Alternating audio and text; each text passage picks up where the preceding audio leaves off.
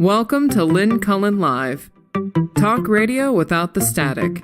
Email your questions and comments to lynncullenshow@gmail.com. And now your host, Lynn Cullen. And welcome to a dreary Monday here in Pittsburgh, PA. It's August 7th, 2023. I haven't talked to you in 3 or 4 days, and as usual, a lot has happened in the interim. But just starting out a little slowly. I bet this is something you never thought of. I'm just spitballing here, but it's a sentence I came across in my reading over the weekend, and it made me go, because it was something I never thought of. And let's see, I'm going to send it your way, and you tell me if you, like me, never thought of it before, but having now heard it, have to admit, damn, I think that's true. Okay, ready? I think I've set the stage.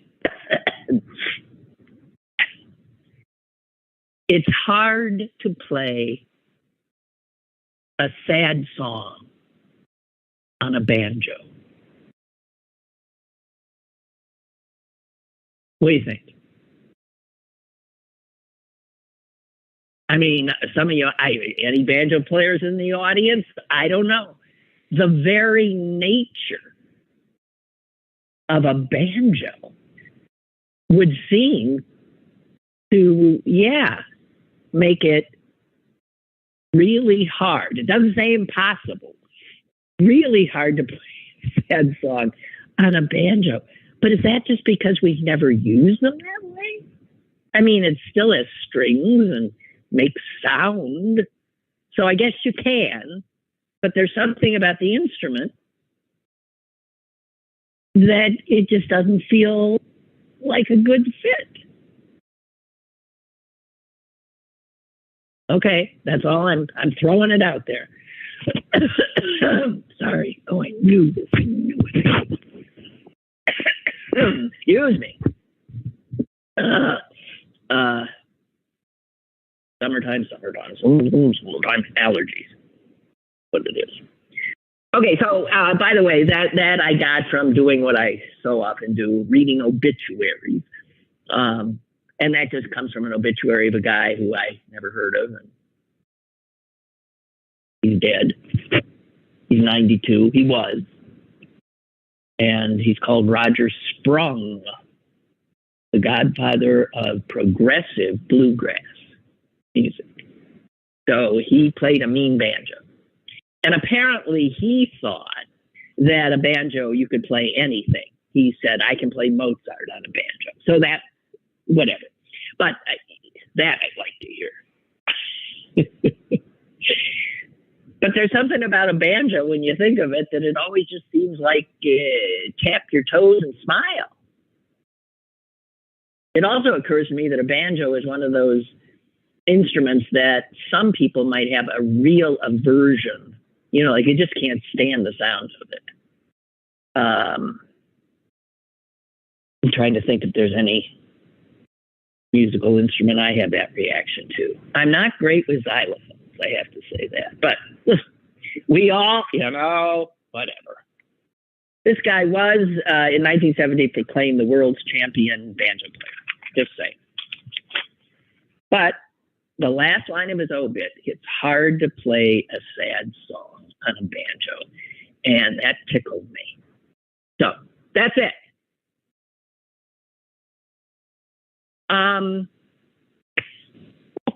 Jeez. All right, so that was nice and easy. Shall we just jump right in now? Huh? Or dilly-dally around for a little while longer?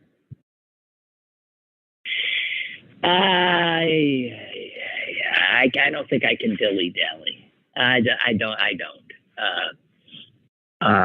So we got to jump in. I just don't want to talk about him.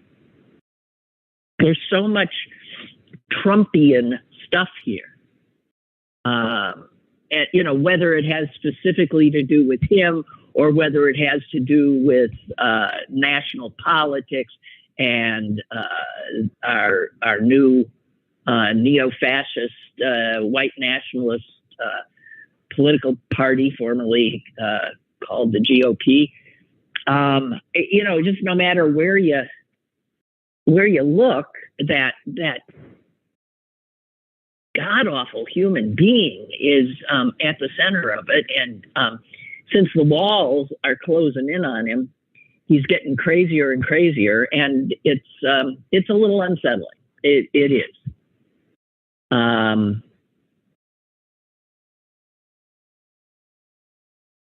I saw something about cults, and the thing is that when we talk about his base, those are the people that appear to have joined a cult. I mean, there's nothing he can do. He was right years and years and years and years ago. Remember what he said? I could shoot somebody down Fifth Avenue or Madison Avenue. I forgot what avenue he said. And would he do anything? That's not the exact quote, is it? But he had a sense of, I can do anything, and they're still behind me. They won't quit me, ever. That's a sign of a fanatic, also a sign of a member of a cult. And it's why there's such despair on the rational side of the country when you think of just talking sense to some of these people, appealing to their, do they have the ability to think? I mean, take in information, process it, and come to a conclusion? And unfortunately, we hear over and over, no, they don't.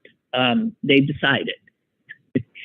They are closed up, not open for business. They're with him, come hell or high water. And for those of us who aren't prone to worshiping one human and throwing in our lot with him and our brains, it just seems inconceivable. But people who, in fact, study such stuff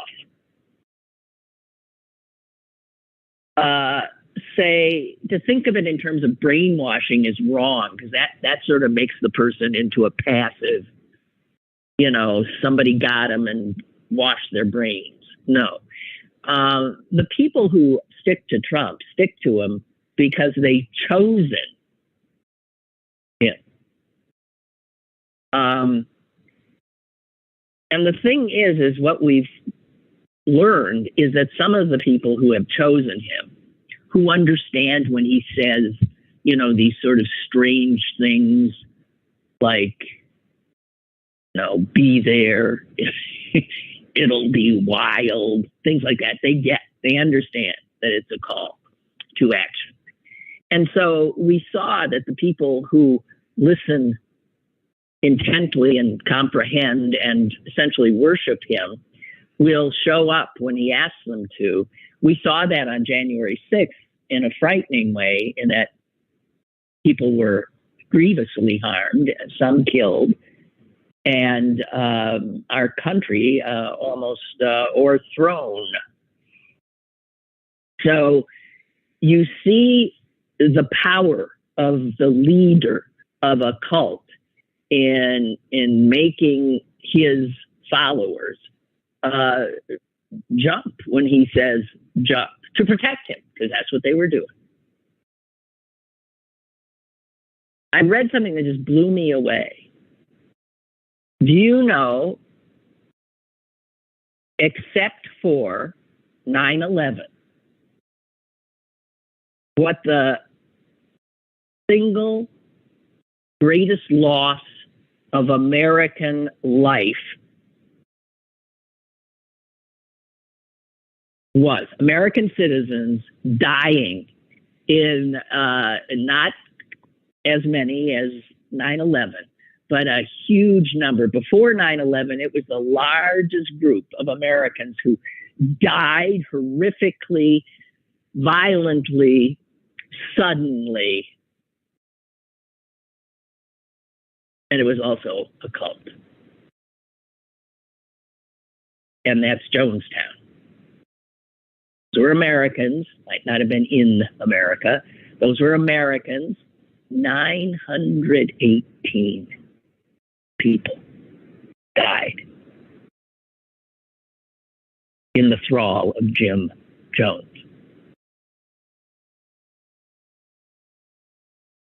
And people who study cults say there's really no difference between what we're seeing with the cult of Trump and the cult of like a Jim Jones. But again, the thinking of brainwashing suggests that the people who choose to join these cults are sort of robots, that they don't have free will. And that is an oversimplification. Rather than being passive victims to an irresistible force like Jim Jones or Donald Trump, these people, Trump's base, for instance, voluntarily surrender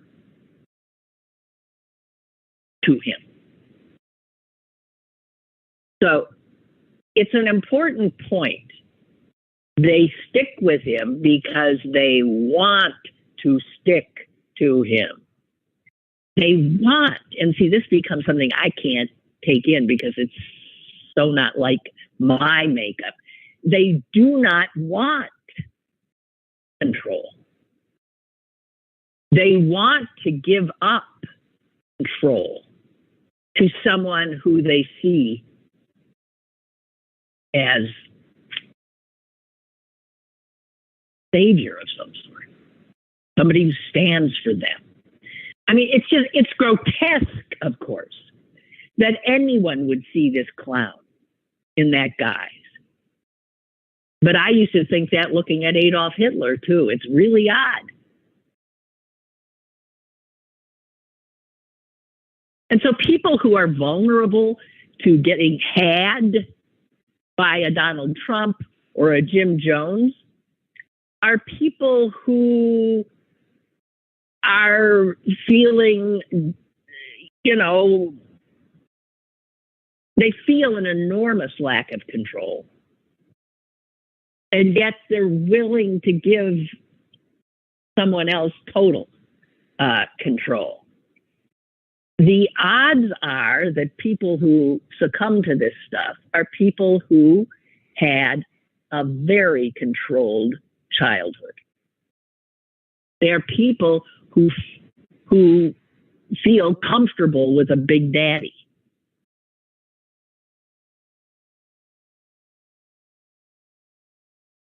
And in as much as they feel stressed, and we're all stressed, they see somebody promising them what a Donald Trump promises and speaking for them as something that, I'm with that. I'm with you. I keep trying to comprehend. So it is a certain psychological set and I don't know. Oh, wow. Milton sent me a sad banjo song. And I, you know what? I mean, this is I wish I blah, blah, blah, blah, blah, blah. I don't think I can play it right now.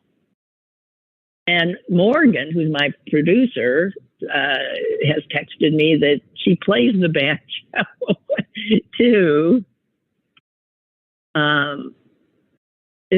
Milton says this is a sad but great song by Rhiannon Giddens. It's called Julie, and is a dialogue between a slave named Julie and her owner, a mistress, as the U.S. Army approaches their homestead. Whoa. Oh, it just goes on and on and on. Oh, I can't wait to see this. And that's a sad banjo. Whoa. Now these lyrics really are. I'll just do a few of them, okay? Julie, oh Julie, won't you run? Because I see down yonder the soldiers have come. Julie, oh Julie, can't you see that them devils have come to take you from me? Mistress, oh mistress, I won't run, because I see down yonder the soldiers have come. Wow. Mistress, oh mistress, I do see, and I'll stay right here till they come for me. What? Julie, oh Julie, you won't go. Leave this house and all you know. Julie, oh Julie, don't leave here. Leave us who love you. Jesus. And all you hold dear. God. Mistress, oh mistress, I will go. Yes, leave this house and all I know. Mistress, oh mistress, I will leave here with what family I got left. They're all I hold dear. Julie, oh Julie, won't you lie if they find that trunk of gold by my side? Julie, oh Julie, you tell them men that trunk of gold is yours, my friend. Mistress, oh mistress, I won't lie if they find that trunk of gold by your side. Mistress, oh mistress, I won't lie if they find that trunk of gold by your side. Mistress, oh mistress, that trunk of gold is what you got when my children you sold. Mistress, oh mistress, don't you cry. The price of staying here is too high. Mistress, oh mistress, I wish you well, but in leaving here, I'm leaving hell. Whoa! Okay, well, I'm definitely going to want to, yeah. Whoa! It had me worried at first. I thought, it really had me worried. My God.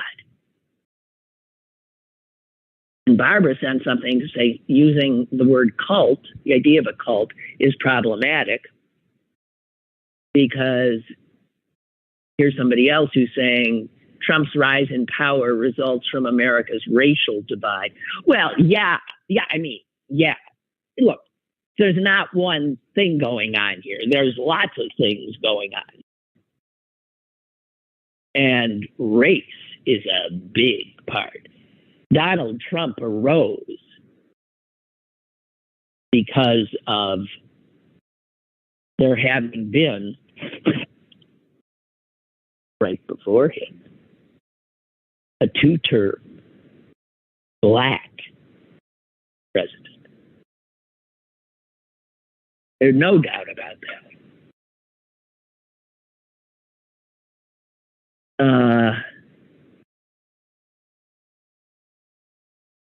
I mean, it's complicated. I mean, I see a lot of stuff here. Yeah. I'm not going to disagree with this.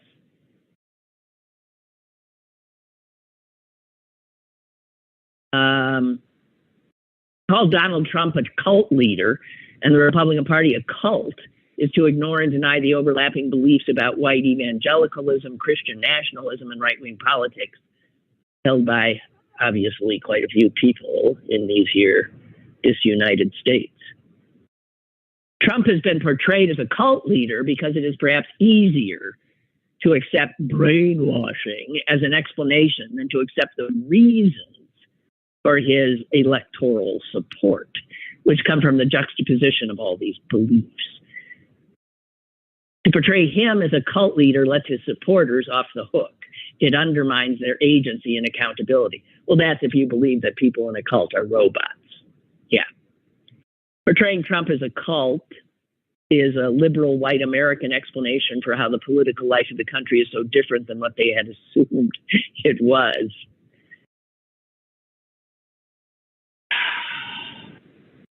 Trump's moral failings and lack of character does nothing to undermine evangelical support for him, because the American Christian right is held together by whiteness.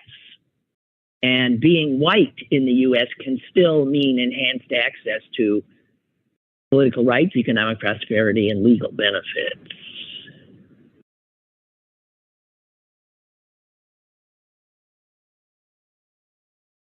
The fact that these white folks in his base are freaked out about becoming a member of a minority as our demographics change means that evangelicals have elevated Trump to a messianic figure equivalent to Cyrus the Great, leader who will break down the current social and political order so it can be rebuilt to the benefit of believers. One more thing. I mean, I don't know. All that, so much of this is, yes, true. We will spend the rest of our lives trying to comprehend what happened and what is happening. And there ain't one easy explanation, right? One more thing here. Trump's willingness to speak only to his followers positions him as a religious leader addressing the faithful, rather than a political leader who is presumed to lead the nation regardless of whether they voted for him. However, the merging of politics with a religion advocated in Christian nationalism calls for this kind of leadership, one who excludes those who do not follow their values. An American leader in the eyes of Christian nationalists should only represent and concern themselves with real Americans.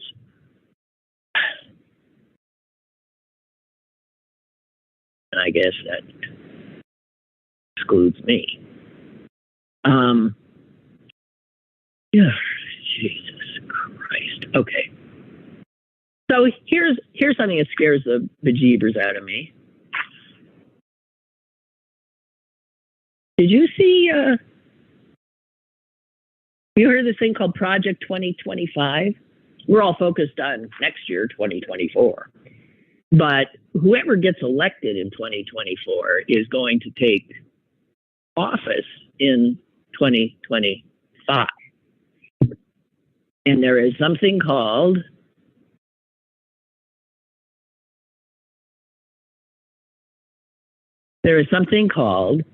Project 2025. I'm sorry. Hang on there, guys. Just a second. I'm just struggling a little bit here with this gizmo, this computer thingamajiggy. There it is. Okay. My blood ran cold. These people, the white nationalist, racist, fascist GOP, they just don't stop. I mean, the relentlessness, the doggedness, the not missing any opportunity-ness of these. Gotta give them this, hard working sons of bitches. Anyway, there's something called Project 2025, and it comes out of the Heritage Foundation, which is one of those think tanks. And it has already been disseminated to every and all people in the GOP who are going to potentially be in positions of leadership. So all the guys running for the Republican nomination, lots of luck, have gotten it. And it's what the Republicans want. It's the wish list of what they want done after Trump wins, or somebody else, if one can imagine that, some other Republican. The 2024 election, here is what we Americans can expect. Project 2025 has been called a battle plan for the first 180 days of a future Republican presidency. The plan calls for shredding regulations to curb greenhouse gas pollution from cars, oil, gas wells, power plants. It calls for dismantling almost every clean energy program in the federal government and boosting the production of fossil fuels. Now, you read that and you think, who are these demons? Are they is there some force out there? Here's where I'm going to start engaging in unbelievable conspiracy theories. Is there some huge force out there intent literally on destroying life? I mean, their plan is, of course, the exact opposite of what any rational person would want.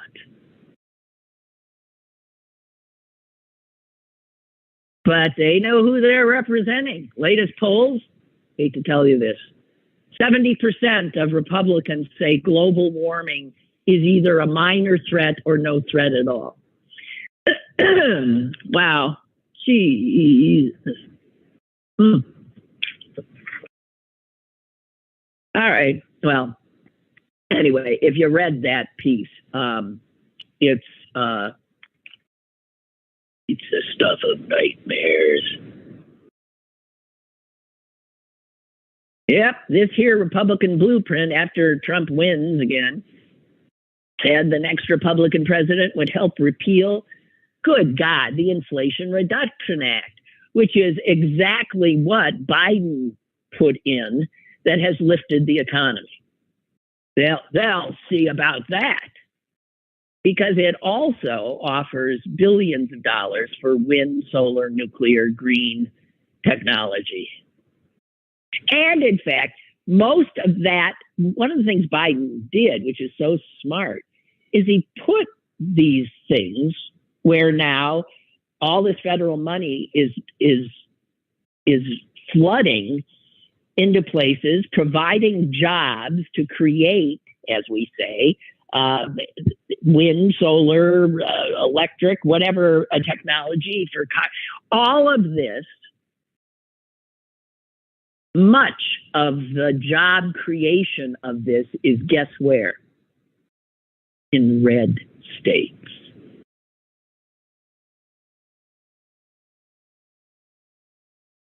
Most of the new investment from the Inflation Reduction Act,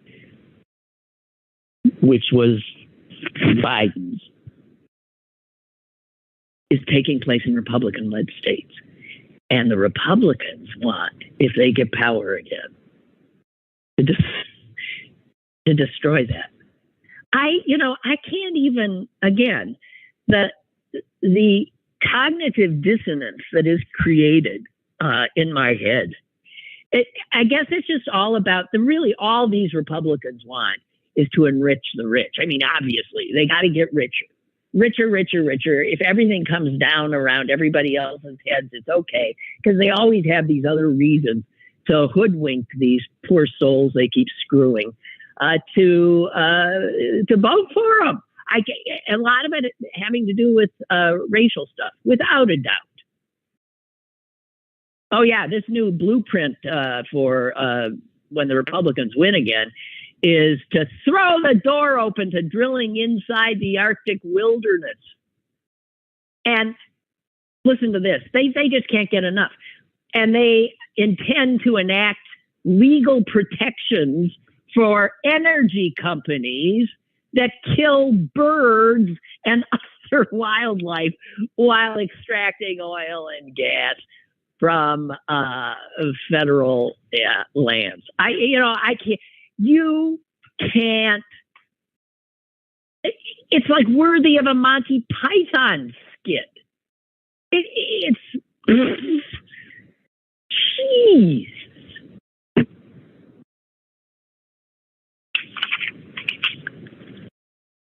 Oh my God. Hey, so I saw Oppenheimer. Now I've done it. I've done my media insistent viewing of these two films that were so heralded. And I have to say,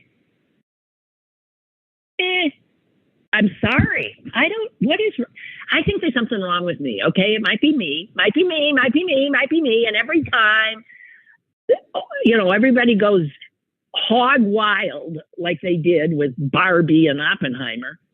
And there's this sort of rush and we all get swept up in it. And to actually say, I didn't like that.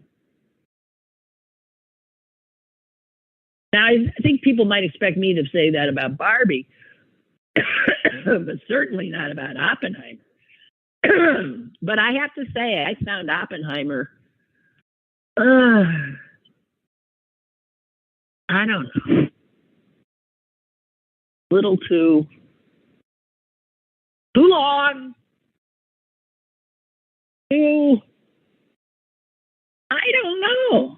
What? I've heard people say that's like the greatest movie, one of the greats, and I'm thinking, what? But then again, I think Citizen Kane sucks. So I give up. I am just someone who is obviously not in step. Not in step at all. God.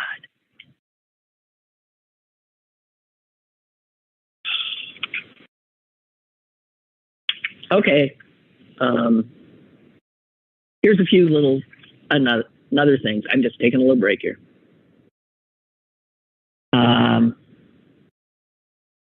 This is from a book review I read, and it's a review of somebody compiled things that people believe.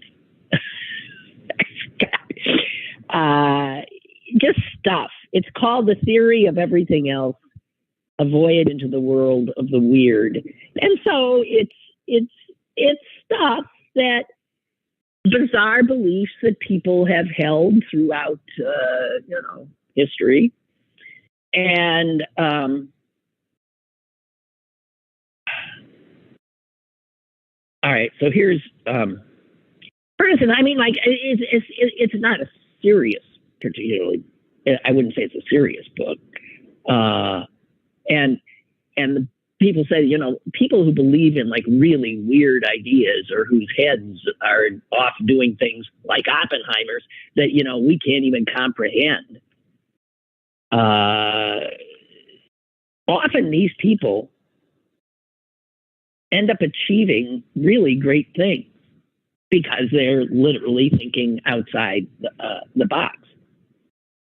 And okay, so, but one of the things in the book, and listen to this is like not so. Between 2005 and 2010, the Los Angeles Dodgers secretly paid hundreds of thousands of dollars to a Russian scientist named Vladimir Sput, who believed he could, quote, transmit powerful energy through his hands and thoughts. The Los Angeles Dodgers secretly paid this nut in Russia hundreds of thousands of dollars to improve the team's batting average. I have to tell you, it doesn't say here whether, in fact, there was an uptick in 2005, 2010. to the team's batting average. But then, I thought, hey, it's LA. It makes sense. That would not happen in Pittsburgh. I'm sorry. Although here in Pittsburgh, we might try it. Anything's worth a try. And if you think that's odd, I mean, the people who own an English soccer team in Leicester regularly engage the services of Buddhist monks who bless the players, then went out and blessed the goalpost, went in and blessed the locker room, and then went off to do what they do, meditating until the game is over. Just wanted to say. Well, Nancy Reagan, and she was powerful. She was talking to that astrologer left, right, and center. Just got to tell you, people believe some mighty odd stuff.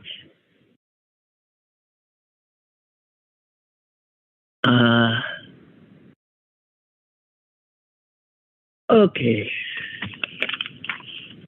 I'm sorry. This is where I sort of like talk to myself. I'm talking to myself now. This is not just quiet. I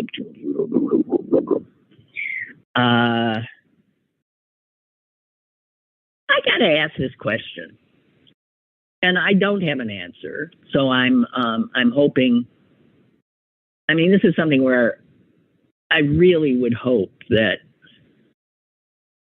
I could get to the bottom of it. First of all, because I am not reading the Post-Gazette anymore because it's a scab paper, and I won't give them they're practically giving that paper away now. You see the deals they're running?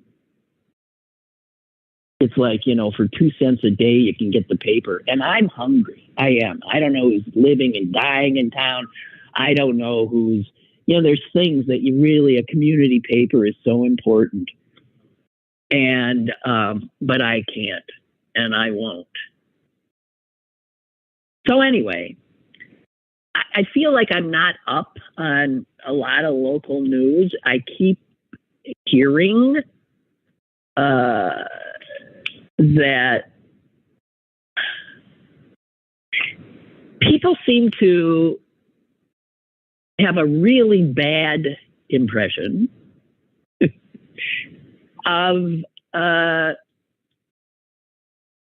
new mayor, Gainey. Are you getting that? I mean, I'm just getting that there's this assumption. First of all, people don't say much, but when they do, they're acting. And these are people, I don't know what's going on here. I'm wondering if it's because he's black. First black mayor. If he's just getting what, like Tomlin gets, being judged in a harsher way. Or is he in over his head? Is the city running, is anyone at the helm that should be? I have to tell you, I had one instance where I encountered an extremely bright, up-and-coming young woman, very active in the Democratic Party, who is black herself. And she doesn't have a good thing to say about him. And she's progressive. So I am so mixed up. Are the racists on his back? The progressives on his back? Just regular, ordinary people on his back? Is he really doing badly, or is he okay? I don't know. Is the downtown like a no-go zone?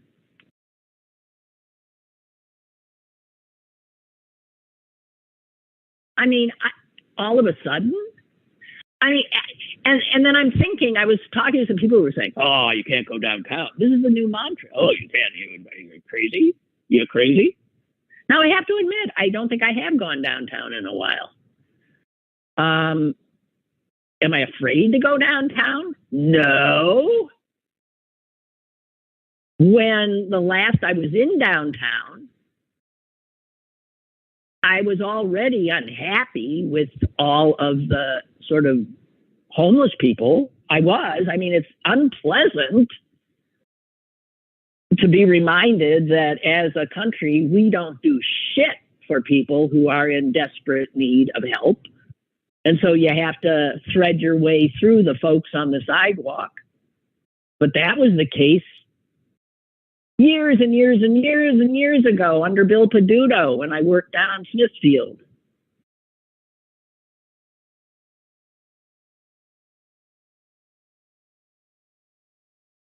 Perception is everything here, and media and the perception seems to be things are really bad. And my gut tells me they're no different than they ever were. The change is the friggin' pandemic. Isn't that what it would be? It emptied the downtown out for 2.5 years, and it hasn't recovered at all.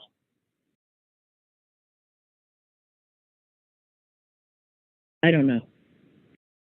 And in that regard, Pittsburgh is no different than all of these other cities, New York, Chicago. It doesn't matter. Everybody is seeing their cities, the core, struggling. Because that's where all the workers used to go. Now they don't. I don't know. I feel so ill-informed, and this is the kind of environment in which, rumor spreads and people whisper to each other, and I don't know. I got to tell you, I really want to thank the folks over at the PG, Mr. Block, for totally fucking this community.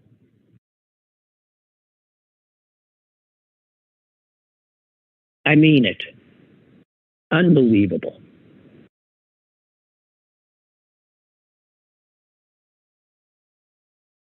Sorry.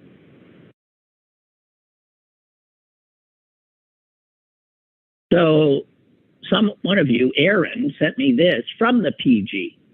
And since he said, did you happen to see this article in the PG? Well, no, because I don't read it.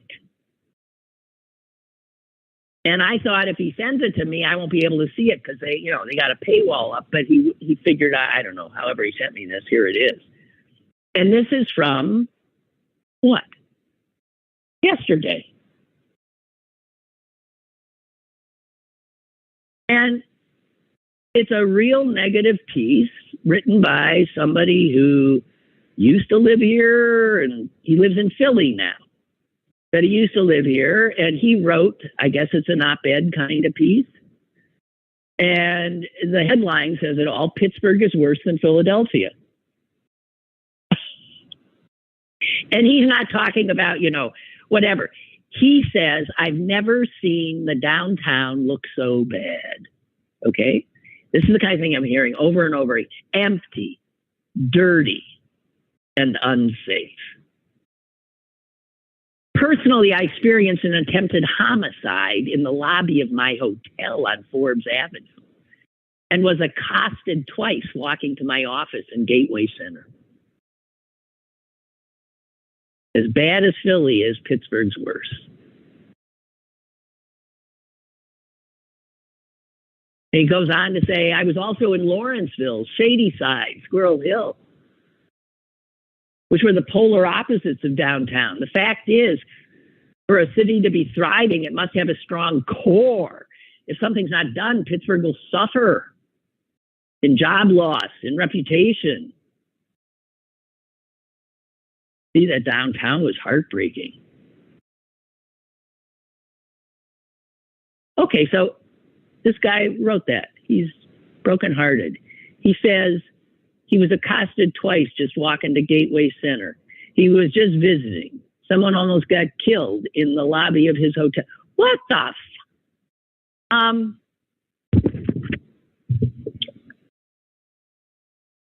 I don't know. Is anybody got any bright ideas? I don't know what's happening.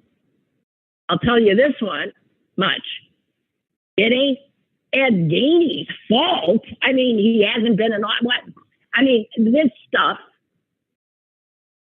he's dealing with so much of what, and I got to tell you, if people are not in a place, then trouble moves in. It's always the case. I don't know what the hell we're going to do with all those big, pretty buildings downtown.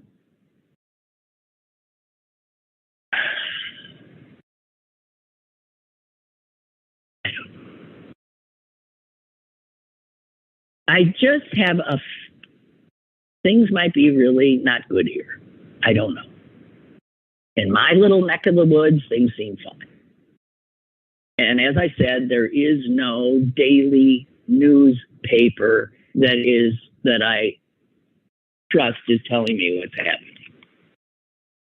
The Scab paper publishes this.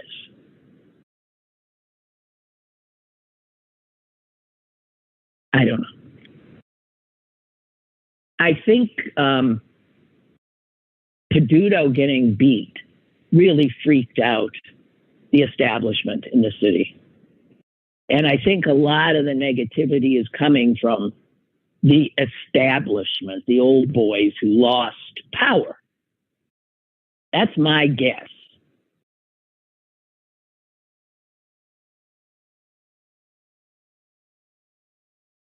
I don't know.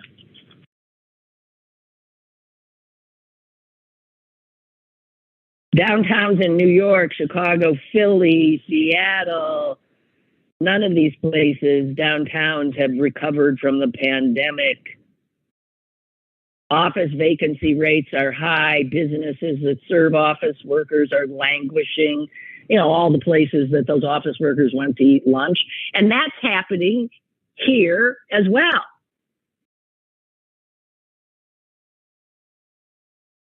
Those are forces way beyond something a mayor can do something about. Because none of the mayors of any of these cities have quite figured out what the hell to do. And the homeless situation in this country, the fact that we do nothing for those who are mentally ill, addicted, all of this it's not Pittsburgh, it's every frigging city. And so people get the idea that, yes, urban America is violent, is dangerous. It's a Republican talking point.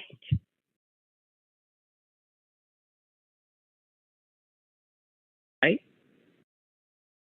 Look at where those Democrats, those liberals, those black people govern.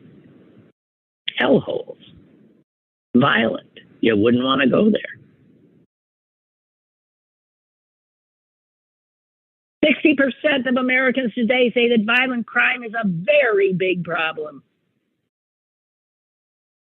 4 out of 10 people in New York State say they've never been this worried about their personal safety. It doesn't matter that the actual violent crime rate is lower than it was in the early 90s. It doesn't matter. Facts be damned. Perception is all. Fear wins the day. It benefits a lot of people. Media loves stoking fear. Republicans love stoking fear. And here, there was a great piece in the New York Times yesterday. The fear of crime actually makes public safety worse. You bet it does. With one instance, people get scared. I'm scared. I don't feel safe. Media is telling me I'm not safe anymore. Never seen the likes of it. What do? You go buy a gun. Immediately, you're less safe. Having a gun not only increases the risk of suicide, accidental shootings, but also usually because people don't secure them properly, a lot of people's guns get stolen, they end up on the street, and they contribute to crime.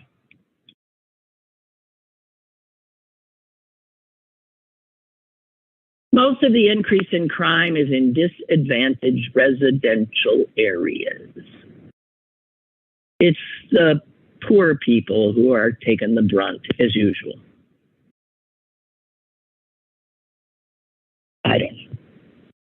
I don't know, guys, but I know that this kind of perception means that people stop going downtown and stores will close and jobs will be lost.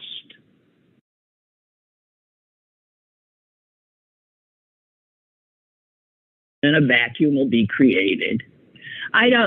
Whatever. I'm feeling very unhappy about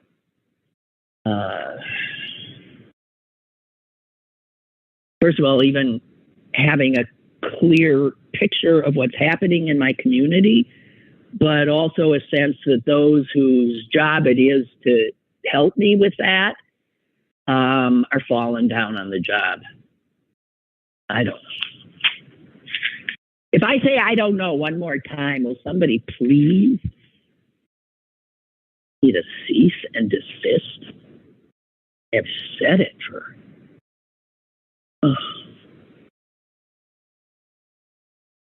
Oh, God.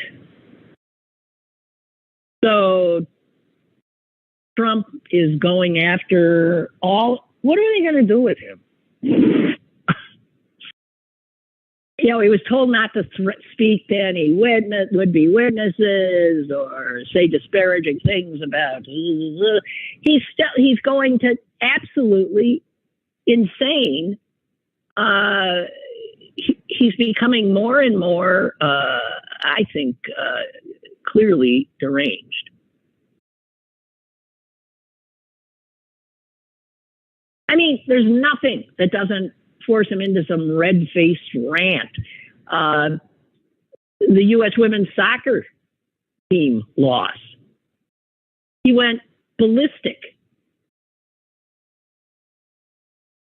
He says, it's fully emblematic of what's happening to our once great nation under crooked Joe Biden.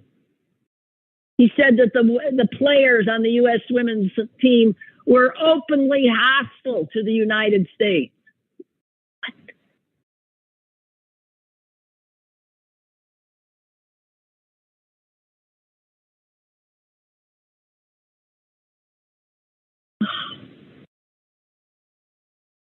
And then he goes off again. I don't know. On Nancy Pelosi. She is a wicked witch whose husband's journey from hell starts and finishes with her. She is sick and demented psycho who will someday live in hell. You know, as with so much of what he says or writes, he's really talking about himself. Everything he says, like about somebody else like her, relates to him. He is a sick and demented psycho. And I can only hope that hell exists and he will be there. Just unfriggin' believable. We have a caller. Hello. Hey, good morning, Lynn. Hello. Hey, I wanted to go back to just for a second when you were talking about the susceptibility of people to be in cults and so on, and just relative to what you were just saying about all of the lunatic, narcissistic things that he continues to say. For me, when the comment that he made about he could kill somebody on Fifth Avenue or whatever it was, and people would still follow him, to me, that that comment was even way secondary to the whole issue about when he came out before the 2020 election and made the comment that if he lost the election, that would mean the election would have been rigged. Right. And think about it. If he had not made that one comment and just conducted his crazy campaign in whatever other way he wanted to conduct it, none of what has happened since would have occurred. Mm-hmm. So that issue of him laying that foundation, and I think, just to kind of make a light association here, imagine if Mike Tomlin would come out and say, the week before they play whoever they're playing for the first game, if we lose to Tampa Bay, it will be because the game was rigged. Now think about how hard it would be for an NFL team to throw a game, even if, so many people were, so to speak, in on it, right? Sorry. Yes. That's okay. So think about that, and then extrapolate that to how hard it would be to rig an entire national election. And that just gives you kind of a simple flavor of how ludicrous that was. And I'm just curious what you think about that connection there. Well, I mean, I'm sure you're right. I mean, when you start, when you said, I wondered what you were going to say when you said this other thing he said was, I mean, my God, the things this man has said. I mean, right. He did not ever hide the fact of who he was, what he intended to do, and how he would rule. And that's how he sees it. He has I don't know. We were put on notice from the very beginning. And he triumphed. Right. Well, it's just mind-boggling. When he planted that seed, yes. But he watered that. That was his baby. That was his, he said that before. I mean, are you saying that he said that before his first win in 16? Because he said that then. He said it before. I believe. I don't remember that. I think he thought did. It was just before the 2020. I think I could be completely wrong about that. No, I think no one was more surprised than that he won. It's sort of like what happened to Ed Gainey too. People who are running who really don't think they're going to win, and then they do. Well, I've always said that the two most surprised people in 2016 were Trump and Hillary Clinton, because he never thought she could lose, and he never thought he could win. It was all a game for him. So that set the course from there. And I don't know. It's interesting when you said that. Now I'm going to have to go back and research it. Yeah, you are. Find out whether he actually said that before 2016 or 2020. But in any event, the fact that he could say that, lay that out there, and then have that posture be adopted by millions upon millions of people, the singular, most bizarre assertion one could make on a national scale, and they swallowed it hook, line, and sinker. Okay, that's all. I'll let you go. Thank you. Mind-blowing. Thank you. Bye. Bye-bye. Bye. God. Well, I don't know. I bet he said it before 2016. I don't know. Now I'm thinking, okay, so anyone know anything about this bizarrely named junk invasive tree named Tree of Heaven? What a joke. I found it in my backyard. I thought it was just these little things that were popping up, little bushes everywhere. It's all part of this one, it reminds me of, it's like, anyway, I was pulling them out yesterday and chopping things down. And then I come into the house and my hands and my arms are bright red and swollen and itching. I thought, what is that? have been poison ivy. It wasn't, but it turns out, I looked it up. It turns out, yeah, it has a sap on it that does exactly what it did to me. And it's almost impossible to kill. And I can tell it's got roots under my entire, it's going to take my house down. Anyway, I just wanted you to know that I have a new anxiety. It's called Tree of Heaven.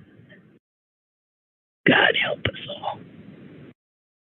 Okay, have a good one. Bye. Lynn Cullen Live, Monday through Thursday from 10 a.m. to 11 a.m. and archived at pghcitypaper.com.